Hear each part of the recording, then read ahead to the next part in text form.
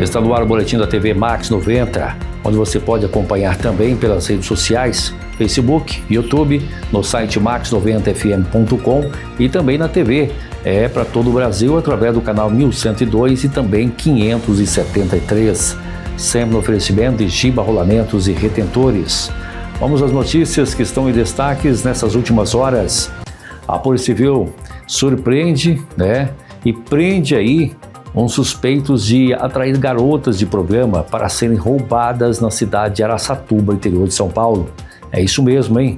A Polícia Civil de Araçatuba acabou prendendo na manhã desta quinta-feira, dia 22, portanto ontem, 2 homens que são acusados de participarem de um esquema para atrair garotas de programa para serem assaltadas. Que barbaridade, hein? E de acordo com o que foi apurado pela reportagem, os acusados teriam participação de ao menos 3 crimes do tipo e tendo como vítima ainda uma empresária.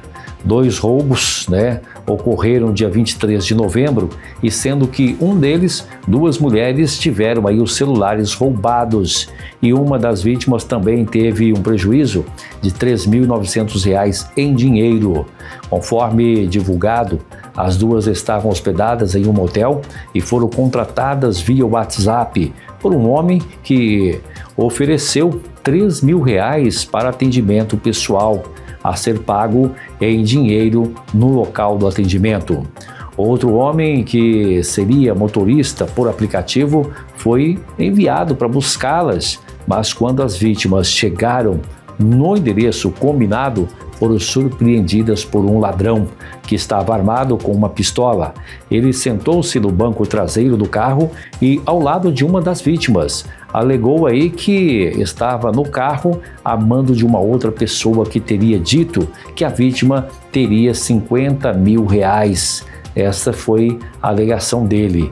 Enquanto o motorista seguiu dirigindo o veículo e a mulher foi obrigada a contratar um empréstimo no valor de R$ 3.000, valor que foi transferido para uma conta aí por meio de um QR Code exibido a ela, onde ela usou ali o celular e fez a transferência. A vítima também transferiu R$ 900 que tinha em dinheiro na conta. Após o roubo, as 2 mulheres foram abandonadas em um matagal e elas foram aí até o plantão policial junto com o motorista do carro e ele acabou alegando que havia sido obrigado a dirigir o veículo e teria deixado o autor do roubo no pontilhão da rodovia Marechal Rondon, a SP-300, ali próximo a Nestlé. Após o registro do caso, um inquérito foi instaurado pela DIG, também a DEIC, Delegacia de Investigações Gerais da Divisão Especializada de Investigações Criminais, que conseguiu aí identificar o investigado, os investigados, que são mais que um, e apurou que, na verdade, o condutor do carro, que seria comparsa do assaltante, e se passaria por motorista de aplicativo, mas na verdade ele era outro bandido também. Ele é um cabeleireiro, tem 32 anos e foi um dos capturados na manhã desta quinta-feira, durante o cumprimento dos mandatos de busca e apreensão. Esse investigado, ele estava com um mandato de prisão temporário em aberto, o qual foi aí expedido pela Justiça do pedido da Polícia Civil. E aí ele foi em cana, já foi em cana.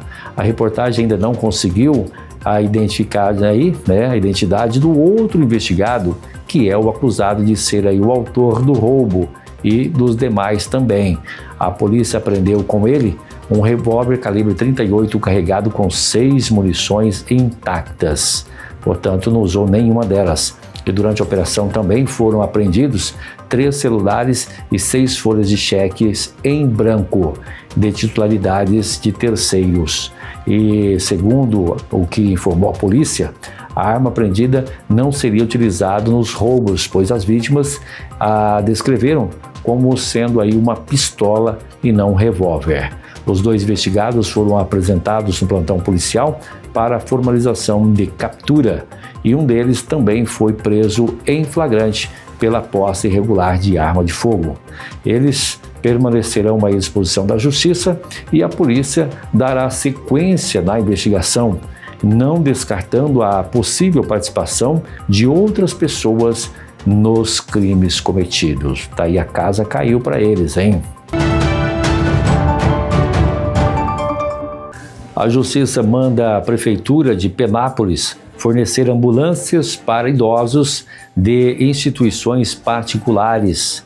É isso mesmo, hein? A Justiça de Penápolis, que cidade fica no interior do estado de São Paulo, aceitou aí o pedido do Ministério Público e concedeu liminar determinando que a Prefeitura fornecesse ambulâncias para transporte de idosos atendidos por instituições longa permanência privada, em casos de emergência e urgência. A Prefeitura agora é obrigada, hein?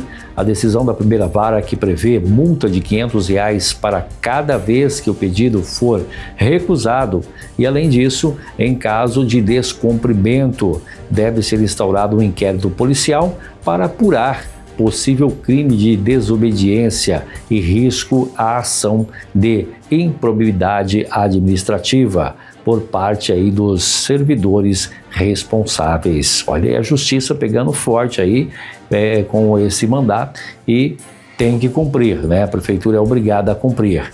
A reportagem apurou também que o Ministério Público instaurou inquérito civil após ser oferecido aí, né, de que a Prefeitura estaria recusando de forma sistemática o transporte ambulatorial do SUS, Sistema Único de Saúde, para atendimento de idosos que se encontravam em instituições de longa permanência para idosos da natureza privada.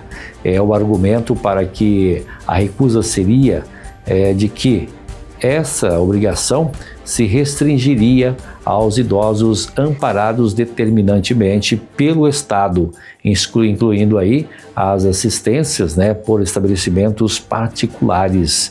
Consta também que a inspeção anual realizada pelo Ministério Público aponta que em diversos desses casos, dessas instituições, foi constatada recusa na prestação do serviço público, não apenas em casos de urgência e emergência, mas também para idosos em situação de dificuldade de locomoção e de que fazia uso de sonda e soro. A direção das entidades a serem oficializadas pelo Ministério Público confirmaram as negativas sistemáticas do município. Uma delas informou que adquiriu um veículo próprio após a Prefeitura negar transporte de urgência a idoso à instituição aí, em 3 situações distintas. Um dos casos seria para transporte de idoso que levaria, e que havia sofrido traumas e fraturas no fêmur. O outro caso, uma idosa que sofreu queda, também com possível fratura no fêmur. E o terceiro caso é um idoso portador de miolema múltiplos e com dores na uma possível fratura no fêmur também. Que situação, hein?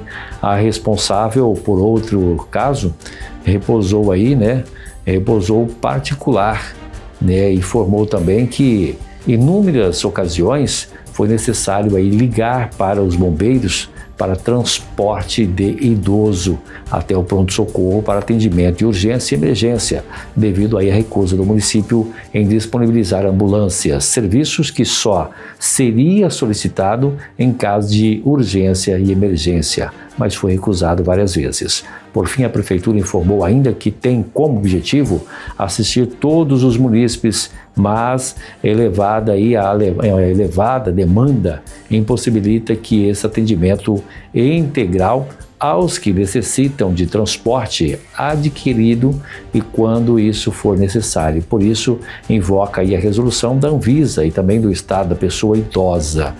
Agora, não tem desculpas. A Prefeitura tem que cumprir quando precisar, Qualquer idoso precisar desse atendimento, a Prefeitura tem que fornecer. Vagas de curta permanência no centro de Araçatuba seguem ativas. É isso mesmo, hein? A Prefeitura de Araçatuba divulgou notas nesta quarta-feira e também na quinta, dia 22, reforçando aí que as vagas de curta duração instaladas na área do centro da cidade, principalmente na área comercial de Araçatuba, no final do ano passado, continuam ativas. Foram instaladas no final do ano e continua nesse início de ano, então tem que ficar muito atento aí. Ao todo são 110 vagas que podem ser aí utilizadas por até 30 minutos, distribuídas aí em vias próximas à Praça Rui Barbosa e ao Calçadão.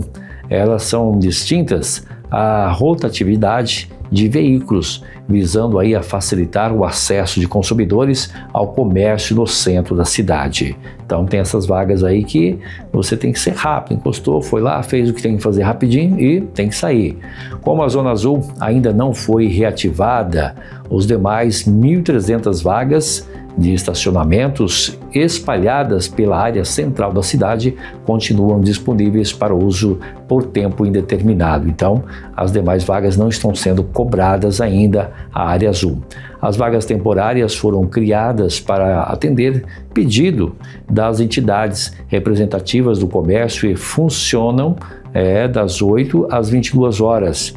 E com o comércio aí voltando a funcionar no horário normal, esse horário das 8 às 22 horas foi em dezembro, quando o comércio permanecia aberto à noite. Agora essas vagas passam a valer das 8 às 18 horas de segunda a sexta-feira e ao sábado até às 12 horas. Em nota, o secretário municipal de Mobilidade Urbana, Júlio dos Santos, ele afirmou que a medida foi aí bem recebida pelos empresários e consumidores. Por isso, foi feita aí a adequação de horários e uso dessas vagas para o horário comercial. Ainda de acordo com ele, para a mudança de horário, foi preciso aí fazer alguns ajustes sem a necessidade de instalar novas placas. Santos informa ainda que esse processo de adequação deve ser finalizado até sexta-feira, dia 23, portanto hoje. Tá aí, portanto, esse comunicado. Este comunicado permanece aí válido ainda no centro da cidade. Agora a Zona Azul, a área azul, como é conhecida, ainda não tem definição quando volta a ser cobrado. Somente esses espaços que foram determinados. Este é o boletim da Max 90, que volta a qualquer momento em nossa programação, sempre no oferecimento de Giba Rolamentos e Retentores.